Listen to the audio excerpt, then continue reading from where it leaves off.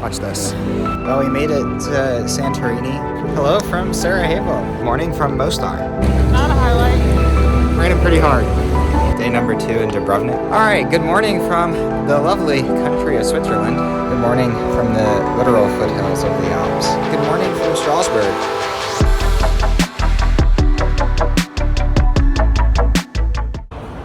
Good morning from Sweden. Another city tour coming today. We're in Stockholm. Got here late last night and spent a lot of the morning doing some laundry and organizing.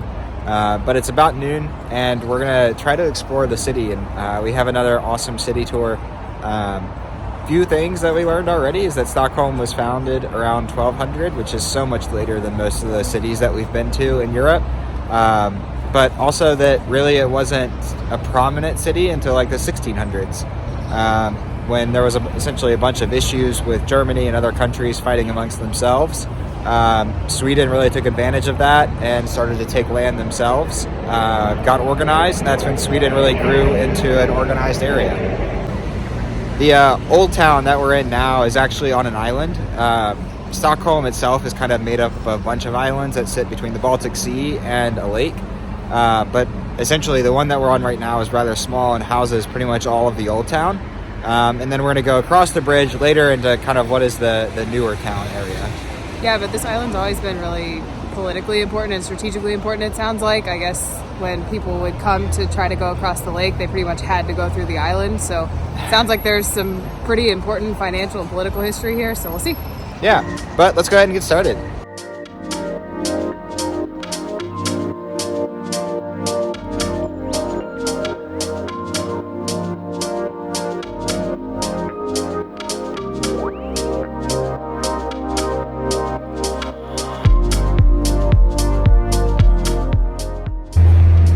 Before we got to the main square, which is I think going to be up this road here, we stopped at this rock, or what looked like a rock, but this is actually a Viking rune. So they used to leave messages on these rocks throughout all of Sweden and different areas where they went and conquered. But it's very unusual to see one in a city just because they would get moved elsewhere or torn down. But this one is actually part of the foundation of the house, so pretty neat to see. They've obviously painted the outline so you can kind of see what it says. But it was left in memory of someone who died in war, so pretty cool. I think from the 1100s it said. Yeah. It's pretty old too. Yeah. So I think let's go see the main square.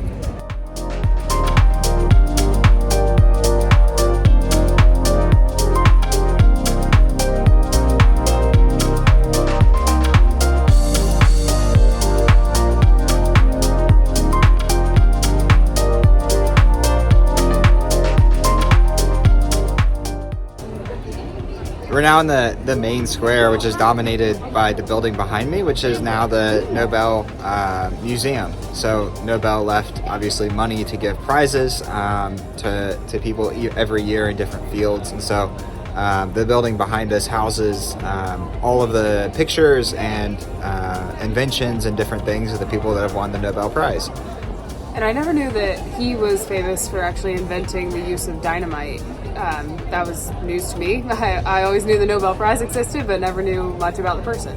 Yeah, but the square itself that we're sitting in is actually most famous for an event in the 1500s when Christian V, I think, or second. Christian II. So if you've watched our Denmark videos in Copenhagen, you'll know the King Christian of Denmark and how much of a warmonger he was.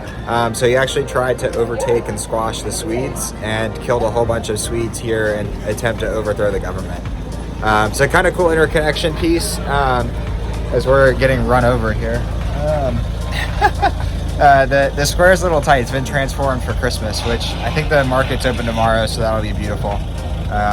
But I think we're going to move on from here as it's obviously pretty tight. I think people are trying to work and do things. But pretty cool little square.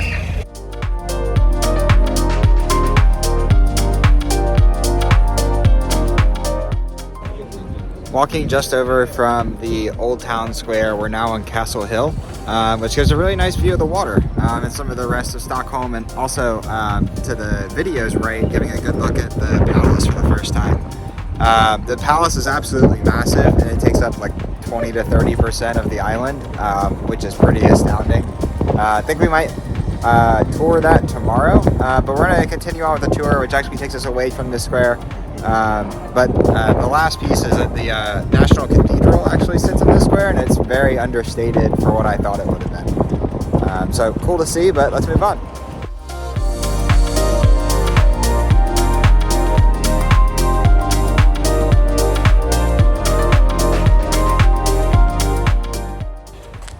Our guided tour actually doesn't take us into the palace or really around the grounds, but we came in to get a quick sneak peek today. And you're gonna have to apologize for any shaky video. The ground is super uneven. It's all these tiles, and so apologies for any shakiness. And it's pretty cold. There's a box in front of me that has just like sand for when it snows, because obviously it snows a lot here, so that's kind of funny. Yeah. All right, but let's move on with the tour now.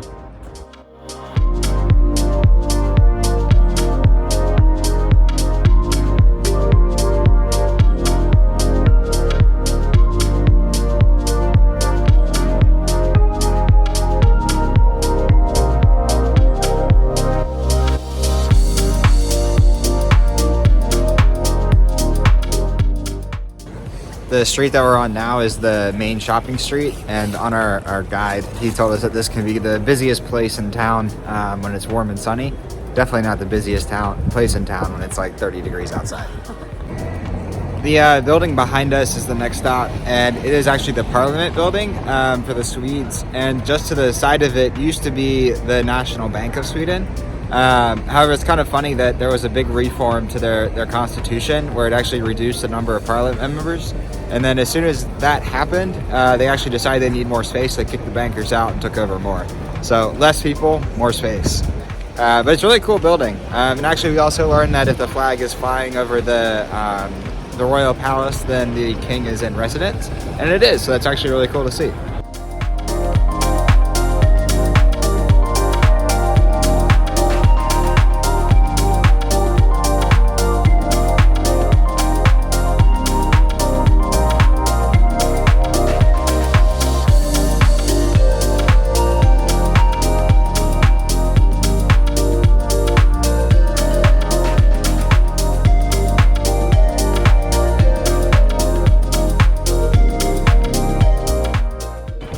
We're stopping on a bridge as soon as we leave Parliament, and you can actually see a lot of really cool sights from the bridge. There's the Prime Minister's office and City Hall. City Hall is a tall tower. And then there's also the Prime Minister's residence, which is right here. We're going to walk right past it in a minute. So a pretty cool viewpoint. And as we said, the old town was on an island, so we're kind of leaving the old town island, which is primarily dominated by the royal palace, and now kind of going over into a newer town.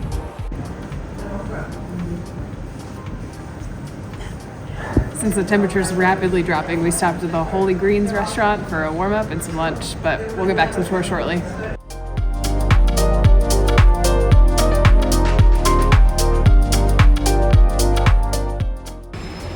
We stopped in this pretty busy traffic circle and square behind us because it has a number of like old important buildings.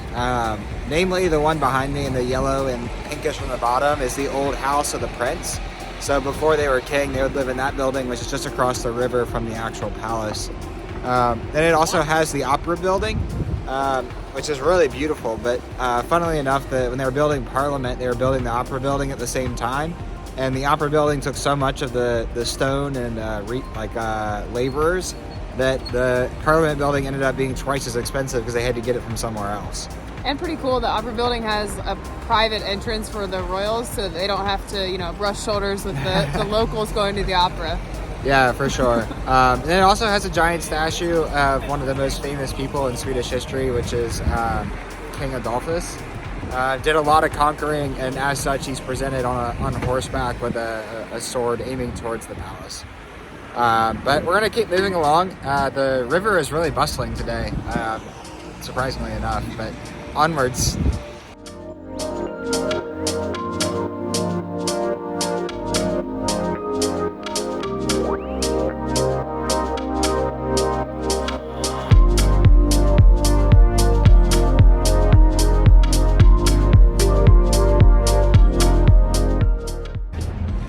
We're standing in the King's Park, which is across the river slash street from the palace, and there's a statue here in the middle of King Carl.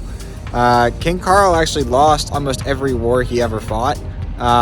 Unfortunate for him. And then before he had to pick up the pieces of the Swedish Empire, which was left to his sons, he was unfortunately shot. But nonetheless, he gets a giant statue here in King's Park, and he's actually pointing to the east and staring towards the Parliament building, just to remind them to always beware of Sweden's worst enemy, which is the Russians. So kind of interesting that he still gets a statue and symbolically what it represents. But we're going to move on. We're losing daylight, and with that, temperature. So onwards.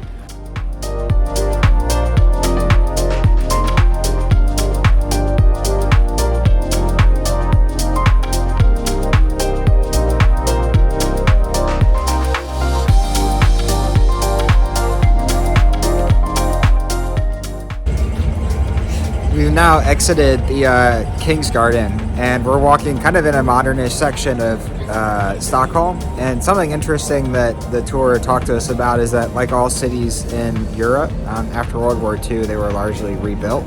But the difference is a lot of the other cities in Europe were bombed during World War II. So they had an easy time convincing the locals, we need to rebuild, we need to modernize, because most of the buildings were in ruins. But here in Stockholm, which was spared a lot of the bombing during World War II, they actually just had to knock down what was already built, and it was very historical buildings, and they actually had a lot of protests and whatnot against it. But the protesters obviously lost, and now we're walking through a very modern shopping district, which is very nice, and we're coming up to the end of the tour here.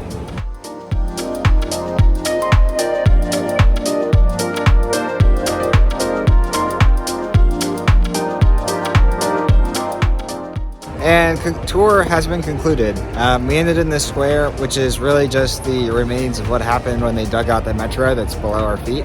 But I don't know, first impressions of Stockholm after a brief tour of the old town and then some of the new is that I really like it. It's kind of like Copenhagen in a way, they're similar.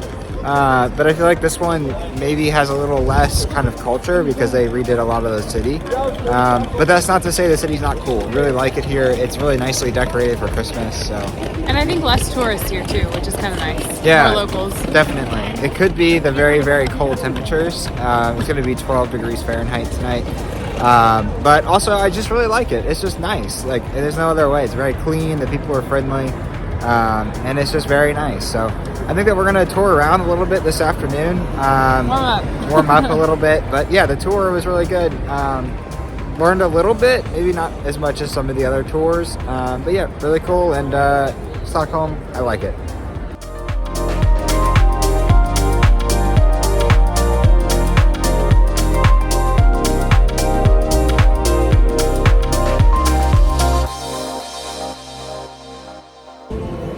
Back to wandering this evening.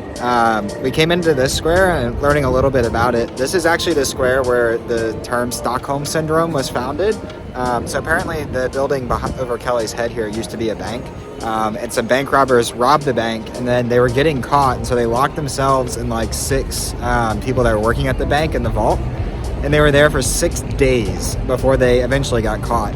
But funnily enough, the people in the vault started to feel remorse for the robbers, and so they refused to testify against them once they took them to court. So then the feeling of goodwill or generosity then was called Stockholm Syndrome, and so that's from this square. Kind of funny. Really beautiful square.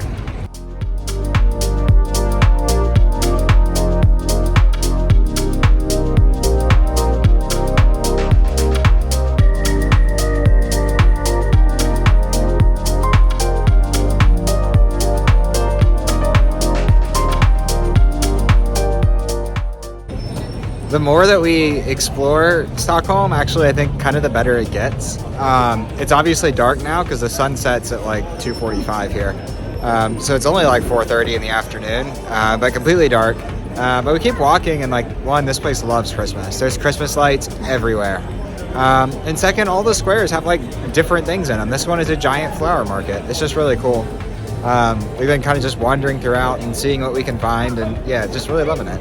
Yeah, I think it's a little less of the historical stuff that we've been enjoying or seeing, but more of just the experience of the city, the people just, bustling around. So kind of a cool place, just a different vibe, a little less historical flair than what we've seen. Yeah, maybe like after 6.5 weeks, we're getting a little burnt on some of the historical stuff. I mean, I usually don't. But I don't know, like I feel like this is where all the people are, this is where the vibe is. So yeah, just gonna keep wandering for now, and I think that we've decided we might go to a food hall tonight for dinner. We've tried a few of those before and usually had some success, so we're gonna give it a go.